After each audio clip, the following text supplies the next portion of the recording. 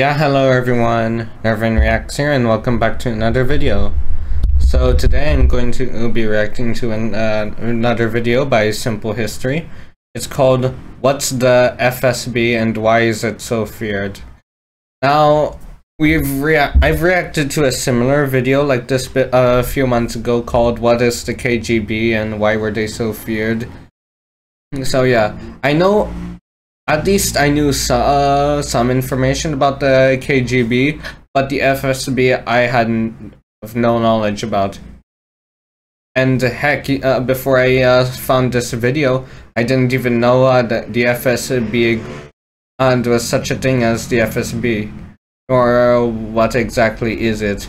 So I assume like it's the the Soviet Union's version of the FBI, because like the KGB was like the Soviet Union's scarier and much more effective version of the CIA. So maybe it's their version of the FBI, though I could be wrong, but it's most likely. Anyway, let's get to it, shall we? Oh wait, turn on caption. Never mind, they're auto-generated, so let's not. Anyway, 3, 2, 1, let's go. Russia's Federal Security Service. Throughout the world, there are many national policing agencies designed to root out criminals, provide internal security, or uphold the will of the regime. Few have— You know, it may just be mean of me to say this, but I don't like this new narrator's voice. I preferred the old narrator's voice. Though it might sound mean, but maybe it's just because I'm not used to this narrator's voice. Could take some time, maybe a few more videos to get used to it, but for the most part I prefer the old narrator's voice. However, have as long or complex history as Russia's Federal Security Service. Secret state policing is nothing new to Russia, having its origins as far back— Oh, so it's basically like their version of the Gestapo and the CIA. I mean the FBI, okay. as the 16th century, with the establishment of the Oprichniki under Ivan the Terrible. In the late 19th and 20th centuries, the Okhranoy Odilynai was established to suppress any perceived agitators. In the latter days of Tsarist rule, the current federal— Oh yeah, before the Bolsheviks rose to power, Tsar Nicholas II had his own secret police force. Secret police force, and to keep the public in line, and public hangings were so common. It was the punishment was given a nickname, Stolypin's necktie, because at that time Stolypin was like Nicholas II's right-hand man. Federal Security Service can trace its lineage to the Bolshevik Revolution in the aftermath of the overthrow of the Tsarist regime. In 1917, communist leader Vladimir Lenin established the Cheka, a secret policing force with the mandate to monitor and suppress counter-revolutionary activities, focusing on enemies of the state, such as clergy and former nobility. After the formation of the Soviet Union in 1922, the Cheka was replaced by the GPU, or State Political Administration, renamed to the OGPU, or Unified State Political Administration. Oh, I think I see where this is going. So this can evolve into like the FSB, the Soviet Union's Gestapo. Okay. A year later, though, agents of internal security were still often referred to as Chekist, a label that persists even today. Like its predecessors, the OGP— Wait, really? Oh wow.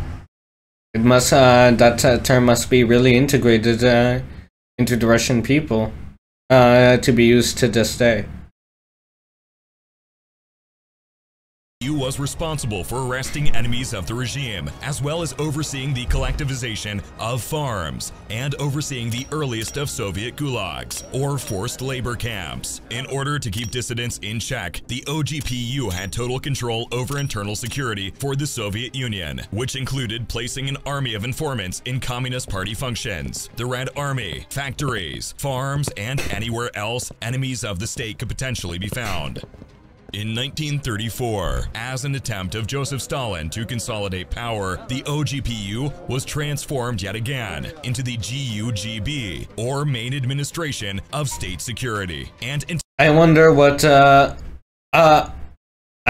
those stand for in Russian, because they're just this guy's stating the English translation of what the letters actually stand for, which is understandable since, you know, Russian is a hard language to pronounce. Like when I was younger, when I was learning German, it was also pretty hard to pronounce as well, but after a few tries, I got used to it. So yeah. Though it's understandable as to why he's not saying the what the letters actually stand for in Russian. I still think it would have been you know, like a good addition to it. Integrated into the newly formed security apparatus, the NKVD, the People's Commissariat for Internal Affairs. The GUGB, as part of the NKVD, played a pivotal role in the Great Purge, which saw the execution or imprisonment of hundreds of thousands of military personnel, party officials, and other supposed dissidents. In 1938, leadership of the NKVD would be taken over by the infamous Lavrenti Beria.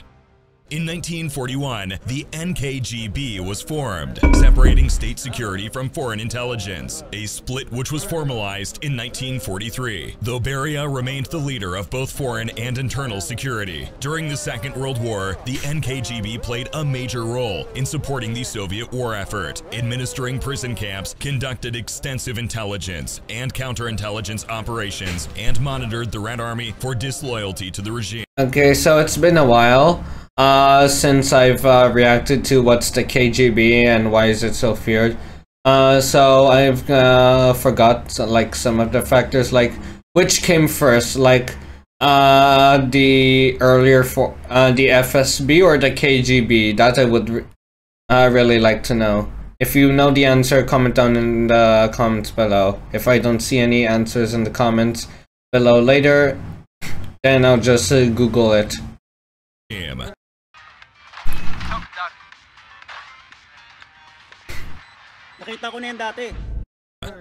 In 1946, the NKGB was once again reorganized, becoming known as the Ministry of State Security, or MGB. Shortly after the death of Joseph Stalin in 1953, the MGB was once again merged with the Ministry of Internal Affairs, or MVD, still under the control of Beria. In the scramble for power after the dictator's death, Beria... this man be living his political ambition. Must have been very careful if he survived and remained in power this long. Would be imprisoned and executed. In the following years, the extensive prison labor... Never mind, I said that too soon. ...system would release millions of political prisoners, and the MGB would be dismantled. Even as the MGB and other security forces were being eliminated in the post-Stalin reforms, there was still a clear need for intelligence and internal policing within the Soviet Union. In 1954, the KGB was created, with its stated mission to act as the sword and shield. Oh, okay. So the KGB came first. There's my question answered. Oh, and ooh, I recognize this rifle. I forgot the name, but I know the abbreviation, the STV or the SKV, if I'm correct. So this was made to act as the official rifle for the army before Kalashnikov made the AK-47. So yeah, the reason why they chose this design because it was cheap to produce, had a good firing rate, was really and was good firing range and accurate, and yeah. And unlike most rifles, the bayonet can be detached and reattached, right? So yeah, you have to like grab it from your whole bayonet hoister or belt, then attach it. That could take a while. But in this rifle, it's the bayonet is actually a fold-in or a clip-on, whatever the term is. Basically, it's to attach the rifle, but to make it go face up front, like face forward, you just like I think flip a switch, then pull it, then fold it, then flip the switch again to make it stay in place, then there. And to make it go back, flip the switch, fold it back in, then flip the switch, then stays in place. So yeah, I've also seen videos of people like shooting this rifle. It's a really good rifle design. I like it. Field of the Communist Party. Throughout the Cold War, the KGB was actively involved in foreign intelligence gathering, a direct parallel to the American CIA and British MI6, though it also was heavily involved in internal policing, once again being used to monitor Soviet citizens for disloyalty, treason, or any activity deemed a threat to the Communist Party. In 1991, the Soviet Union collapsed, and with it, the KGB as well. Much like the nation it served, the KGB was split into several different organizations based on national lines. In Russia, the task of international intelligence gathering was taken up by the SVR. Internal policing would be handled first by the Federal Service for Counterintelligence, or FSK, until it was reorganized in 1995 to the Federal Security Service, or FSB. Oh, so the FSB was founded very recently, just after the USSR's collapse. Wow, that's very surprising. I would have expected it to be like another branch of the Soviet Union, but no, this was after. This is very surprising. In 1998, former KGB operative Vladimir Putin was appointed head of the FSB by Russian President Boris Yeltsin. Since his Wait, what? I couldn't hear what he said. Let's go back. In 1998, former KGB operative Vladimir Putin was appointed head of the FSB by Russia. Oh wow, really? Oh wow, I also reacted to like a simple history video on like on the origin story of Vladimir Putin, and I don't remember if they mentioned this about him. If they did, then my apologies for forgetting. It's been a long time, but if I'm correct, then good for me for yeah. Russian President Boris Yeltsin. Since his ascension to leader of Russia in 2000, two men have headed the agency, both considered to be close allies of Putin. The FSB is located at the former headquarters of the KGB at Lubyanka Square, a short walk from Red Square. The head of the Federal Security Service, currently Alexander Bortnikov, is appointed by and directly answers to President Putin. As a former espionage officer, Putin has placed a tremendous emphasis on intelligence gathering since his ascension to power, and has poured vast resources into the like he said. Putin was a former KGB officer, so he knows the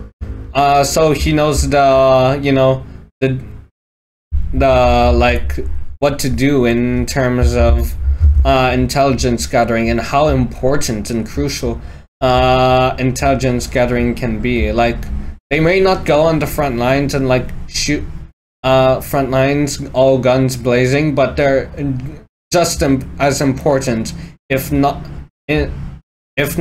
even more important than the average soldier. Because after all, a knowledge is power. It's actually scientifically and historically proven. Making it the largest security service in Europe. Even before becoming leader of Russia, Putin identified foreign espionage as the greatest threat facing Russia and has taken steps to counter it. Like its KGB predecessor, one of the primary tasks of the Federal Security Service is monitoring foreign nationals living in Russia, with emphasis placed on diplomats and others working at embassies. American personnel working at the embassy in Moscow were constantly watched for any signs of espionage, and diplomats and others working there soon learned to control their private conversations, as locally hired staff often reported to the FSB. Even outside the embassy grounds, FSB agents would keep close tabs on their foreign charges, following them into museums, restaurants, and train stations, lest they actually be CIA agents passing along sensitive information. This occasionally led to humorous incidents where the FSB officers would reveal themselves, in one instance reminding an American CIA officer that he was about to miss his train and would be stuck outside of Moscow if he didn't hurry to the station. On another occasion, the surveillance team prevented an American official from being mugged on the street, chasing off the criminals. While the FSB does concern itself with dealing with foreigners, the priority of the organization is devoted to policing the Russian population. Particular emphasis is placed on monitoring the military, with at least one operative attached to each regiment in peacetime and one per battalion during war, though this number can increase as deemed appropriate. Once in place, the agent gathers Yeah, I haven't been really watching international news lately because I've been like delving in anime and K-dramas and movies, you know. So yeah, maybe I should check the news later tonight. Informants drawn from the soldiers themselves, but also support staff, civilians living in the area, and even family members of the soldiers. The FSB can be heavy-handed when dealing with those deemed a threat to the regime. In 2006, FSB defector Alexander Litvinenko was living in London when he suddenly fell ill. After extensive testing, it was discovered that he was poisoned by polonium, a rare radioactive element. All evidence points to the FSB and the Russian government ordering the assassination, as usable amounts of polonium can only be produced through extensive nuclear programs, something only a national government would have access to.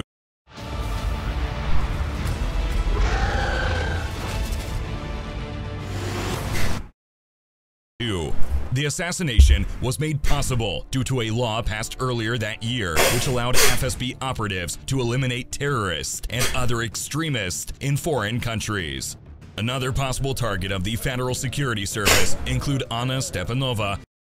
Sorry, excuse me for a bit. I am just going to get a glass of water. I ran out of water in my water bottle.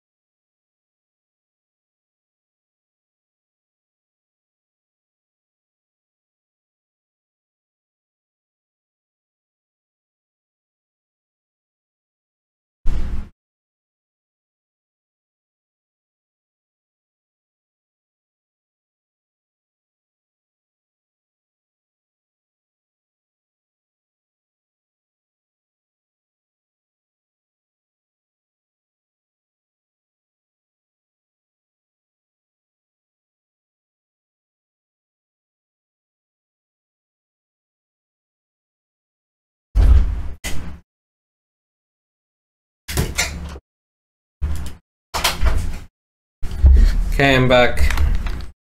Okay, let's continue.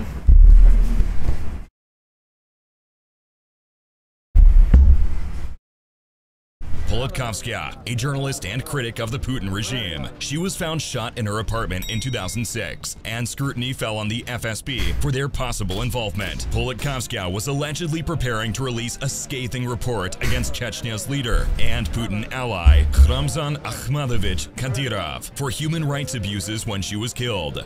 In addition to espionage, the FSB also plays a major role in counterterrorism operations, particularly against regions in the northern Caucasus, such as Dagestan and Chechnya, having focused on the region since the late 1990s. In September 1999, Chechnyan terrorists attacked apartment buildings in Russia, killing over 200 people, provoking the First Chechnyan War, though Litvinenko claimed that this was a false flag operation led by the FSB, designed to justify the conflict. Like their espionage. What do you think? It was a stage, the war being staged by the FSB, giving a legitimate reason to invade, or it was an actual terrorist attack? For me, I think it was a terrorist attack. Federal Security Service can be heavy-handed in their approach to dealing with terrorism, using direct force as opposed to subtle tactics to achieve their goals. In 2002, Chechen terrorists held some 850 people hostage at the Dubrovka Theater in Moscow. The FSB pumped in knockout gas into the building before storming in. Though they were successful in eliminating the 40 hostage takers, over 130 of the hostages died, only 5 at the hands of the terrorists, the rest succumbing to the gas or caught in the crossfire. Similarly, in 2004, the FSB was called. Now, other people might say, why would they do that? And are they stupid? The answer to that is no. They are not stupid. It's just that when times are desperate, you have two choices. One, like for example, let's say you were, you know that game Frostpunk? Let's say you were in the game of Frostpunk and you had two choices. Either have the children work or not work. The storm will be coming in a few days, and with so little adults, there's no way you can make it. So what do? Do you let the children not work and risk all of humanity dying, or do you have the children put to work and risk child injuries and potentially even you know? It's a hard choice, but it has to be made for the greater good. Called in to end the 3-day Beslan school siege and stormed the building. The assaulting agents utilized overwhelming firepower, such as heavy machine guns, grenade launchers, and even a tank's main cannon were used. As a result, over 330 people were killed, including 180 children, one of the worst school shootings in world history. State policing has a long history in Russia, and the Federal Security Service is the latest in a long line of organizations willing to perform the bidding of Russia's leadership.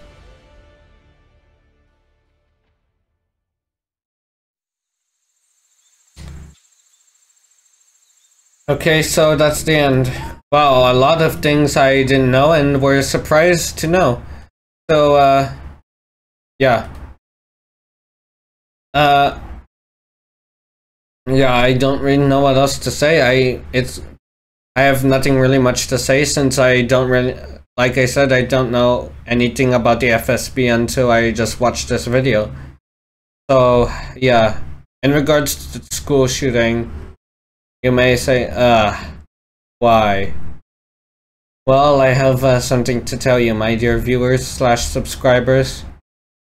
What makes people like murderers, rapists, and terrorists really scary is not that they're monsters, they're people, and that's the most frightening thing about them.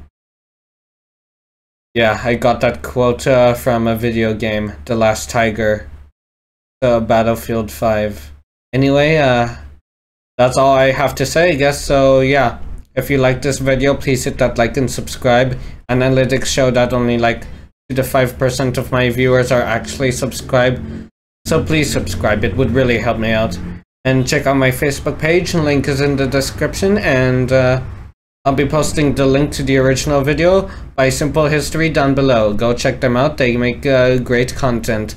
Also, tell me down below in the comments what you think about this new narrator. Personally, I think he's okay, but I just prefer the old narrator's voice. Anyway, that's all I have to say. Thank you for watching, and I'll see you guys next time. Bye!